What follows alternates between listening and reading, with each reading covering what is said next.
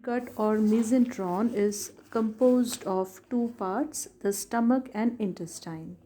Midgut यानी कि जो मध्य आंत्र होता है, ये अमाशय और आंत्र से बनता है।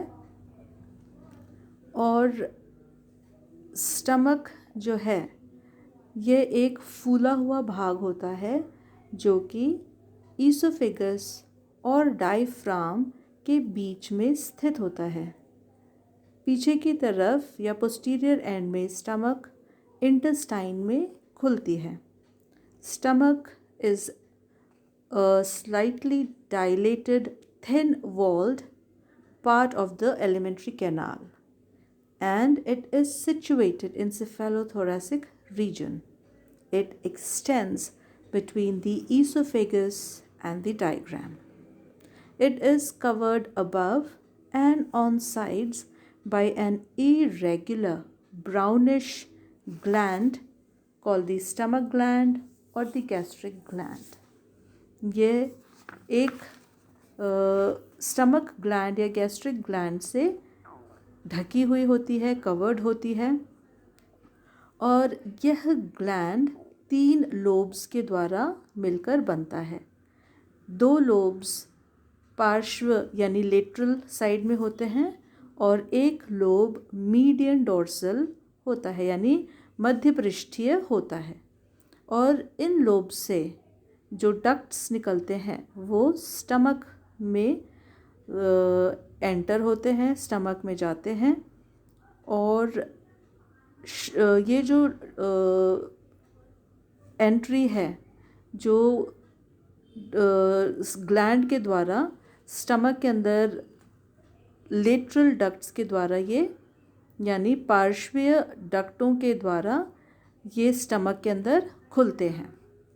स्टमक के पोस्टीरियर साइड में इंटेस्टाइन होता है और इंटेस्टाइन एलिमेंट्री कैनाल का लॉन्गेस्ट यानी सबसे लंबा भाग होता है। यह एक संकरी लंबी नलिकाकार संरचना होती है जो एब्डोमेन के अंतिम खंड तक फैली रहती है यानी it extends from diaphragm to the last segment of the body where it passes into the hind gut यानी ये hind gut में खुलती है। Intestine is divisible into 2 region और intestine जो है यह 2 region में बटा हुआ होता है। The anterior pre-abdominal region and the posterior post-abdominal region of intestine. जो anterior pre-abdominal region है वह narrow यानी पतला होता है, thin walled होता है और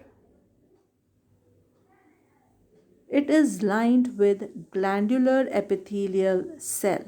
यह एक glandular यानी ग्रंथिल एपिथेलियल सेल्स के द्वारा अस्तरित होती है। हम कह सकते हैं कि आंत्र ग्रंथिल उपकला द्वारा अस्तरित होता है और इंटेस्टाइन के जो 2 भाग हैं जैसे प्री एब्डोमिनल रीजन जिसको उदर पूर्वी भाग और पोस्ट एब्डोमिनल रीजन यानी उदर पश्चीय भाग या पार्स नूडा के नाम से जाना जाता है।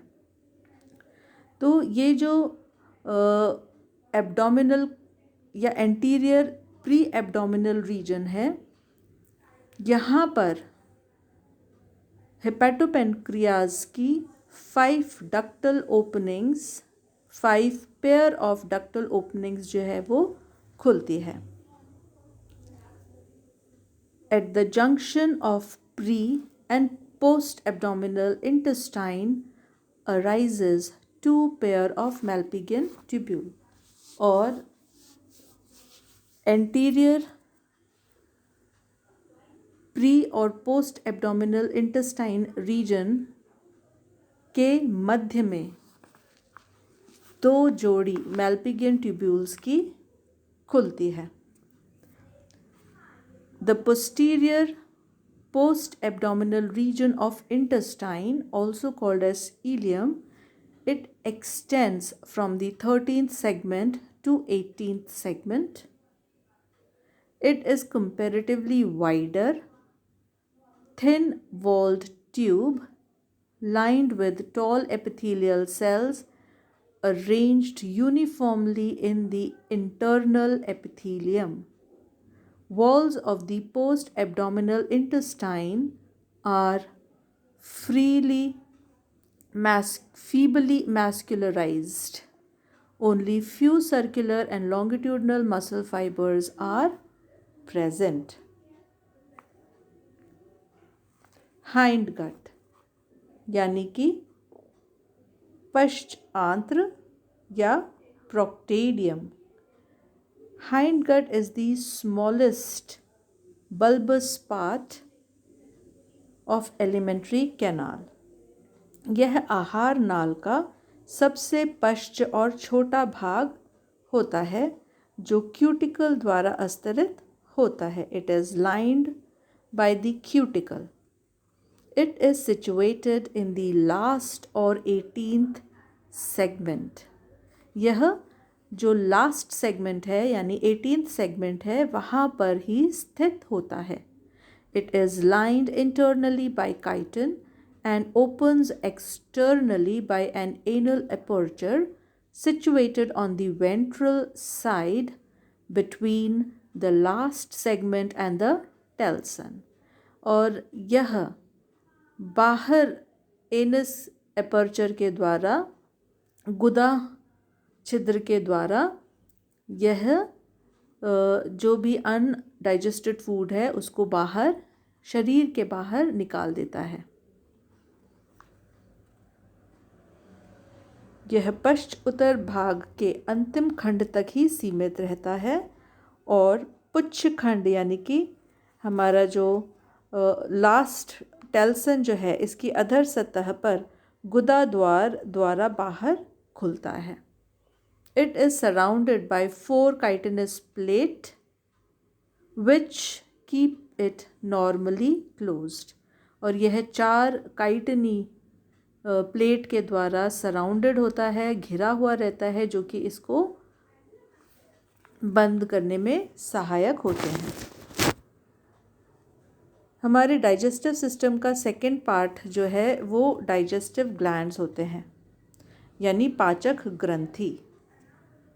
संपूर्ण पूर्व उदरीय गुहा में एक भूरे रंग की पालीदार ग्रंथिल संरचना होती है.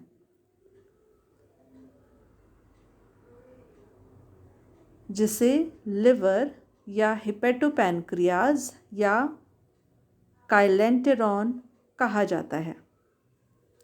यह 5 जोड़ी वहिकाओं के द्वारा आंत्र में खुलती है. We can say that the anterior pre-abdominal region has a digestive gland which is called hepatopancreas or liver or kylenteron. It has the opening of 5 pair of short hepatopancreatic duct which arises from hepatopancreas. Hepatopancreas से निकलने वाली 5 जोड़ी hepatopancreatic duct होती है जो anterior pre-abdominal region यानी कि पूर्व उदरीय गुहा में खुलती है. हिपेटोपेनक्रियाज के मिड डॉर्सल सरफेस पर यानी मध्य पृष्ठीय तल पर एक नॉच या खांच पाई जाती है जिसमें हृदय स्थित होता है.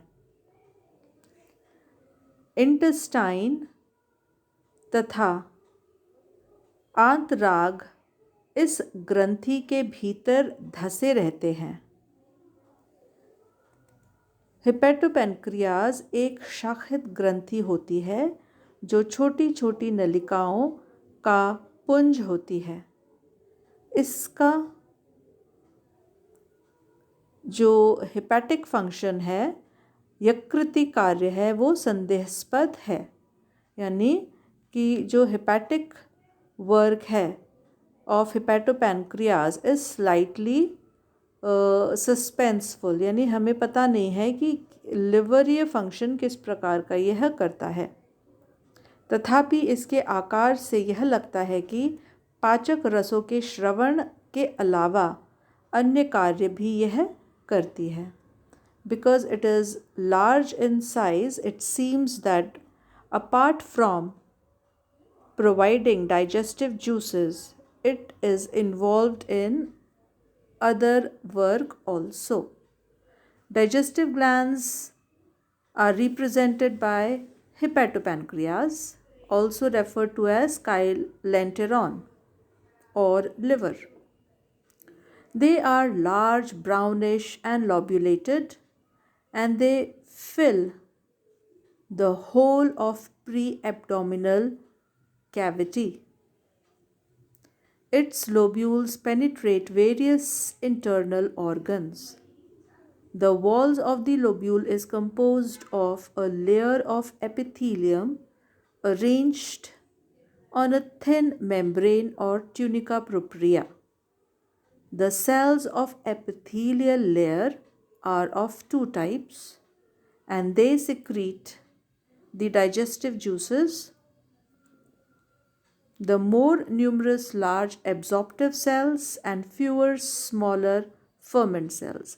यानी जो हेपेटोपैनक्रियाज है, इसकी एपिथेलियल लेयर में दो प्रकार की कोशिकाएं होती हैं। एक जो बहुतायत में लार्ज नंबर में प्रेजेंट होती हैं वो एब्जॉर्प्टिव सेल्स होती हैं, और कुछ जो संख्या में कम होती हैं फर्मेंट सेल्स, यानी वो सेल्स जो कि डाइजेस्टिव जूसेस का श्रवण करती है। फूड एंड फीडिंग, जैसे कि हम पहले डिस्कस कर चुके हैं, स्कॉर्पियंस कार्निवोरस एनिमल्स होते हैं, यानी मांसाहारी होते हैं, और ये प्रीडेटर्स हैं, यानी कि अपने शिकार को पकड़कर खाते हैं। शिकार को पकड़ने के लिए इनमें दो अपेंडेजेस प्रेजेंट होते हैं। पहला चेलिसिरे, जिसके बारे में हम पहले डिस्कस कर चुके हैं, और दूसरा पेडिपैल्प। इन दो संरचनाओं के द्वारा और इन संरचनाओं में उपस्थित कुछ उभार, जैसे चेलिसिरे के पेडिपैल्प के